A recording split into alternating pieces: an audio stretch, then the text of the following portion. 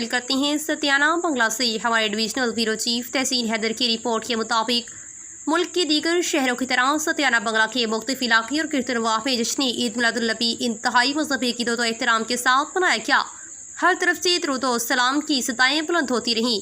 عید میلاد النبی کا مرکزی جلوس آستانہ عالیہ پیر سید جماعت علیشہ چک نمبر 33 مصطفیٰ نگر زیر نگرانی پیر طریقت رہبر شریعت پیر سید طیب حسین شاہ اور پیر طریقت رہبر شریعت پیر سید طاہر حسین شاہ کی قیادت میں 33 قافلے سے روایتی راستوں سے گزرتا ہوا بابا جی جکڑ شاہ مسجد پر اختتام پذیر ہوا، جہاں پر انہوں کا پرجوش طریقے سے استقبال کیا گیا، پھولوں کی پتیاں نچھاور کی گئیں اور حیدر حیدر کی صدا گونج اٹھی۔ اس موقع پر امیدوار برائے MPAPP 106 چودھری ثناء اللہ قریشی، راجہ واجد محمود کیانی، حافظ محمد شفیق، احسان القادری، حافظ محمد سجاد قاری اور دیگر علماء اکرام موجود تھے۔